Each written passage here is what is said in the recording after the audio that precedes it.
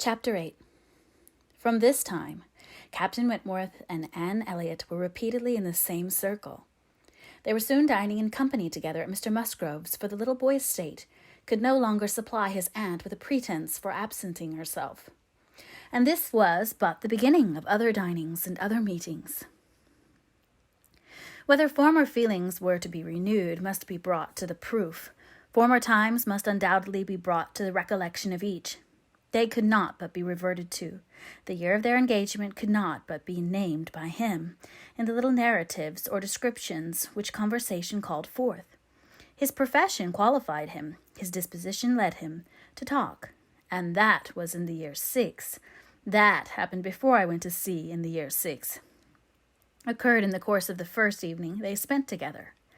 And though his voice did not falter, and though she had no reason to suppose his eye wandering towards her while he spoke, Anne felt the utter impossibility, from her knowledge of his mind, that he could be unvisited by remembrance any more than herself. There must be the same immediate association of thought, though she was very far from conceiving it to be of equal pain. They had no conversation together, no intercourse, but what the commonest civility required. Once so much to each other, now nothing. There had been a time when, of all the large party now filling the drawing-room at Uppercross, they would have found it most difficult to cease to speak to one another, with the exception perhaps of Admiral and Mrs. Croft, who seemed particularly attached and happy. Anne could allow no other exceptions even among the married couples. There could have been no two hearts so open, no tastes so similar, no feelings so in unison, no countenances so beloved. Now they were strangers, nay, worse than strangers, for they could never become acquainted. It was a perpetual estrangement. When he talked, she heard the same voice and discerned the same mind. There was a very general ignorance of all naval matters throughout the party, and he was very much questioned, and especially by the two Miss Musgroves, who seemed hardly to have any eyes but for him, as to the manner of living on board, daily regulations, food, hours, and etc. And their surprise at his accounts, at learning the degree of accommodation and arrangement which was practical, drew from him some pleasant ridicule, which reminded Anne of the early days when she too had been ignorant, and she too had been accused of supposing sailors to be living on board without anything to eat, or any cook to dress it, if there were, or any servant to wait, or any knife and fork to use. From thus listening and thinking, she was roused by a whisper of Mrs. Musgrove's, who, overcome by fond regrets, could not help saying, "Ah, Miss Anne, if it had pleased heaven to spare my poor son, I dare say he would have been just such another by this time." Anne suppressed a smile and listened kindly, while Mrs. Musgrove relieved her heart a little more, and for a few minutes, therefore, could not keep pace with the conversation of the others. When she could let her attention take its natural course again, she found the Miss Musgroves just fetching the Navy List, their own Navy List, the first that had ever been at Uppercross, and sitting down together to pore over it, with the professed view of finding out the ships that Captain Wentworth had commanded. "Your first was the Asp. I remember. We will look for the Asp." "You will not find her there. Quite worn out and broken up.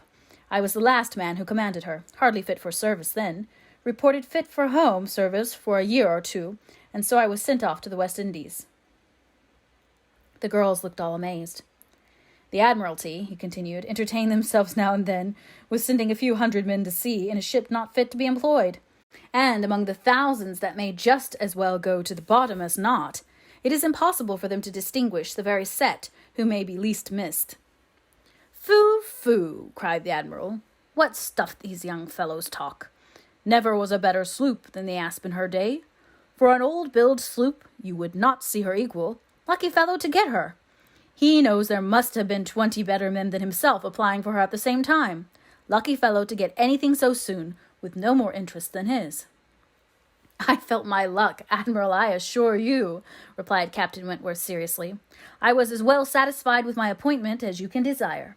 It was a great object with me at that time to be at sea, a very great object. I wanted to be doing something."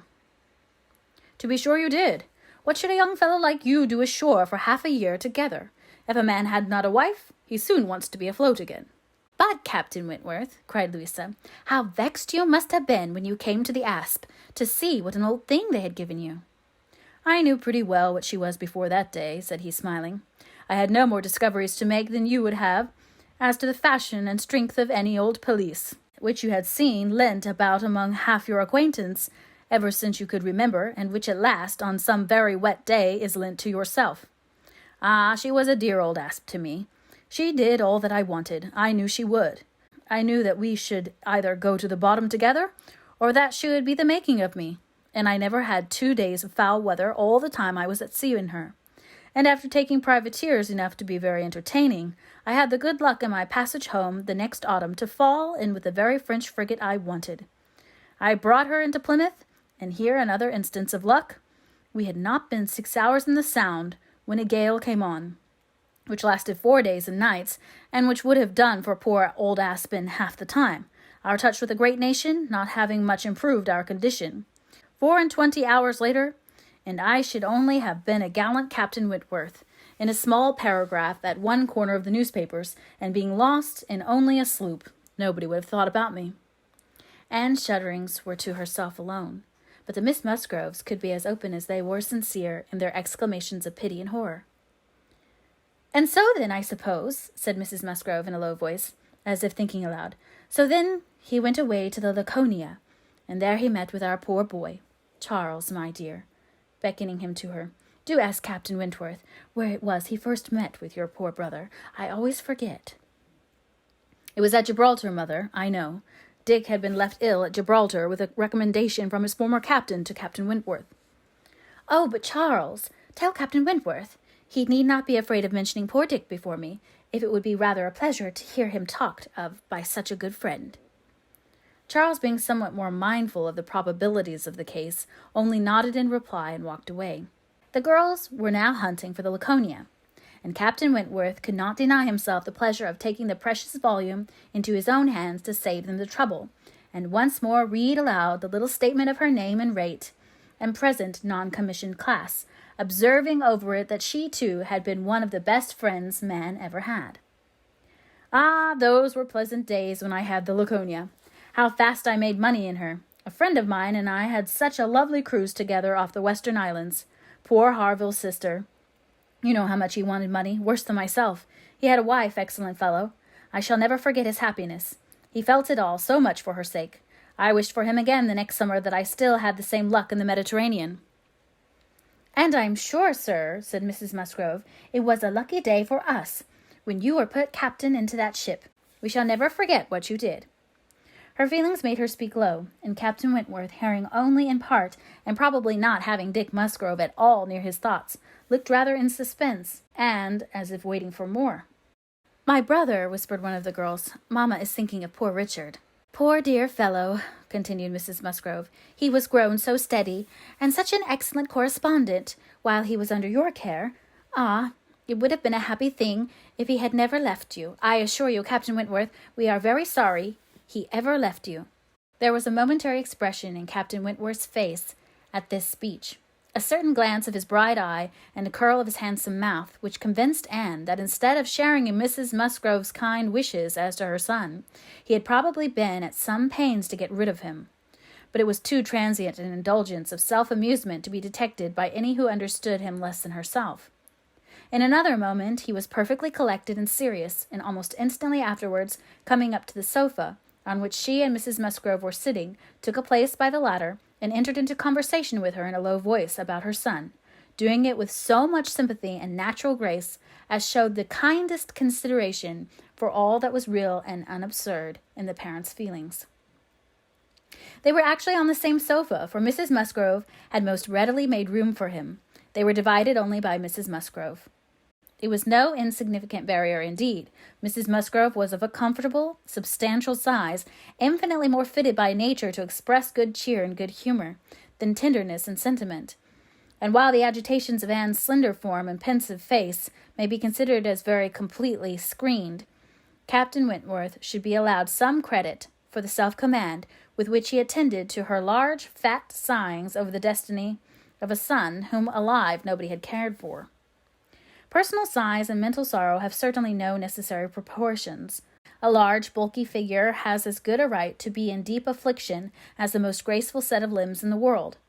But fair or not fair, there are unbecoming conjunctions which reason will patronize in vain, which taste cannot tolerate, which ridicule will seize.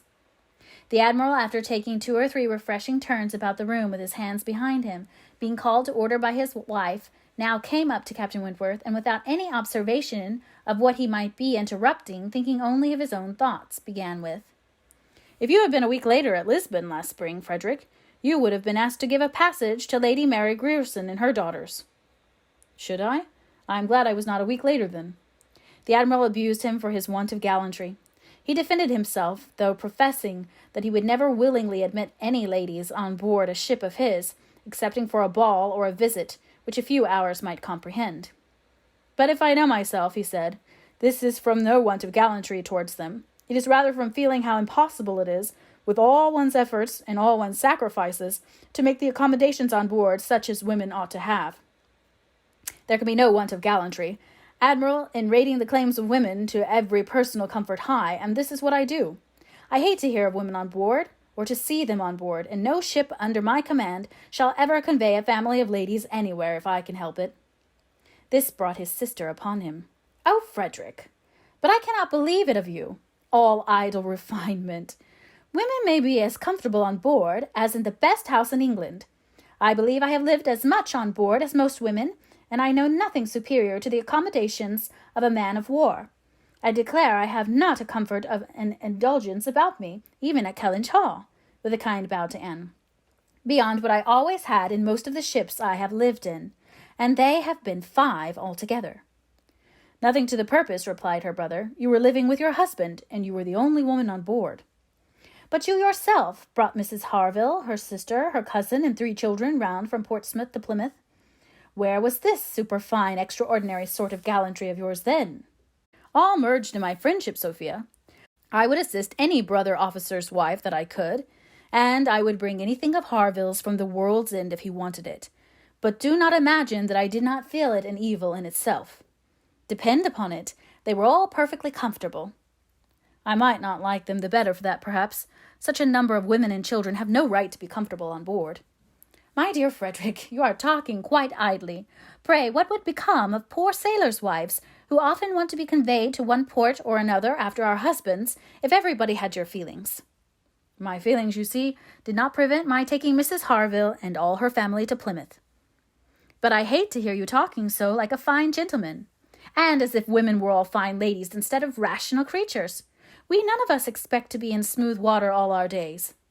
"Ah, my dear," said the Admiral, "when he had got a wife, he will sing a different tune. When he is married, if we have the good luck to live to another war, we shall see him do as you and I, and a great many others, have done. We shall have him very thankful to anybody that will bring him his wife. Aye, that we shall." "Now I have done," cried Captain Wentworth. "When once married people begin to attack me with, 'Oh, you will think very differently when you are married,' I can only say, 'No, I shall not.' And then they shall say again, 'Yes, you will,' and there is an end of it." He got up and moved away. "What a great traveller you must have been, ma'am," said Mrs. Musgrove to Mrs. Croft. "Pretty well, ma'am, in the 15 years of my marriage, though many women have done more. I have crossed the Atlantic 4 times, and have been once to the East Indies and back again, and only once, besides being in different places about home, Cork and Lisbon and Gibraltar. But I never went beyond the Straits, and never was in the West Indies. We do not call Bermuda or Bahama, you know, the West Indies." Mrs. Musgrove had not a word to say in dissent. She could not accuse herself of having ever called them anything in the whole course of her life. "And I do assure you, ma'am," pursued Mrs. Croft, "that nothing can exceed the accommodations of a man-of-war. I speak, you know, of the higher rates. When you come to a frigate, of course, you are more confined, though any reasonable woman may be perfectly happy in one of them, and I can safely say that the happiest part of my life has been spent on board a ship. While we were together, you know, there was nothing to be feared. Thank God, I have always been blessed with excellent health, and no climate disagrees with me. A little disordered always the first 24 hours of going to sea, but never knew what sickness was afterwards.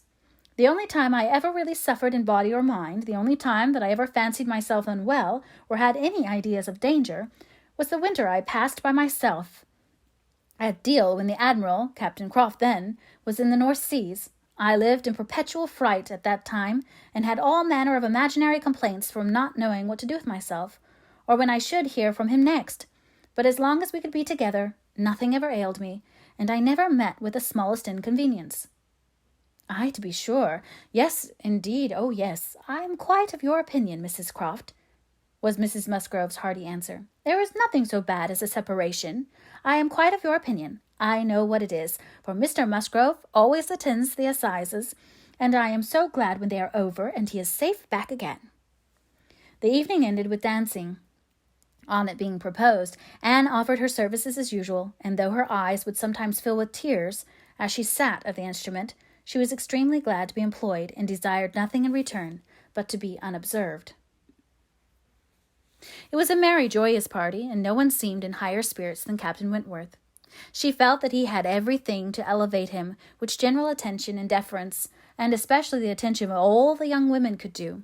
The Miss Hayters, the females of the family of cousins already mentioned, were apparently admitted to the honor of being in love with him, and as for Henrietta and Louisa, they both seemed so entirely occupied by him that nothing but the continued appearance of the most perfect good-will between themselves could have made it credible that they were not decided rivals. If he were a little spoilt by such universal, such eager admiration, who could wonder? These were some of the thoughts which occupied Anne, while her fingers were mechanically at work, proceeding for half an hour together, equally without error and without consciousness. Once she felt that he was looking at herself, observing her altered features, perhaps trying to trace in them the ruins of the face which had once charmed him, and once she knew that he must have spoken of her. She was hardly aware of it, till she heard the answer. But then she was sure of his having asked his partner whether Miss Elliot ever danced. The answer was, "Oh, no, never. She has quite given up dancing. She had rather play. She is never tired of playing." Once, too, he spoke to her. She had left the instrument, on the dancing being over, and he had sat down to try to make out an air, which he wished to give the Miss Musgroves an idea of. Unintentionally, she returned to that part of the room. He saw her, and instantly rising, said, with studied politeness, "I beg your pardon, madame. This is your seat." And though she immediately drew back with a decided negative, he was not to be induced to sit down again. Anne did not wish for more of such looks and speeches. His cold politeness, his ceremonious grace, was worse than anything.